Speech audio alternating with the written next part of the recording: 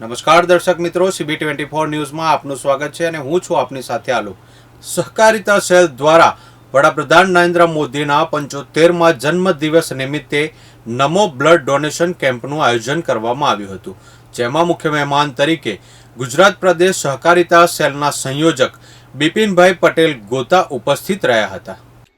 આજરોજ સહકારિતા સેલ દ્વારા આયોજિત વડાપ્રધાન નરેન્દ્રભાઈ મોદીના 75મા જન્મદિવસ નિમિત્તે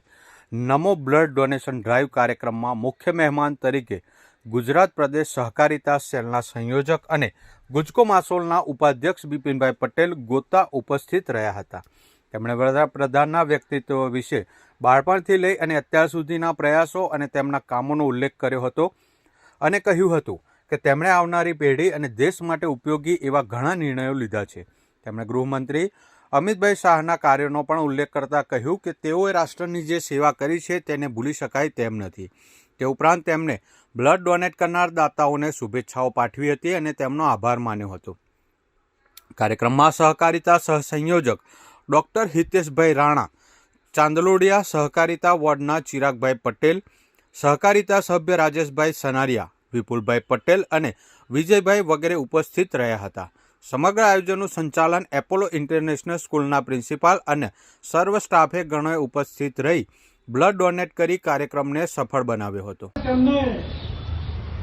લોકહિતના કામ, ગામનો છેલ્લો વ્યક્તિ હોય, ગામનો ગરીબ હોય, મધ્યમ હોય, વક્તા હોય, બહેનો હોય, યુવાનો હોય, આ દરેક તબક્કા માટે તેમને વર્ષોથી જે તપ કરે છે અને જે કામ કરી રહ્યા છે એવા વ્યક્તિત્વને આજે જન્મદિવસ હોય ત્યારે આખો દેશ એક બ્લડ ડોનેટ કેમ્પો કરી અને આજે ઉજવી રહ્યો છે, અનેક કાર્યક્રમો કરીને ઉજવી રહ્યો છે અને તેના માટે થઈને આપણે પણ આજે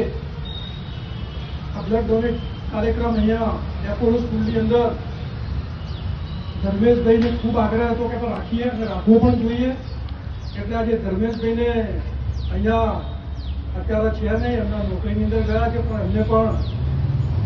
અહીંયા હું સ્વાગત કરું છું, અભિનંદન પાઠવું છું। આપણા વાત કરી બ્લડ ડોનેટ કેમ કરવું જોઈએ અને બ્લડ ડોનેટ અને આપણા બ્લડ ડોનેટ કરવાથી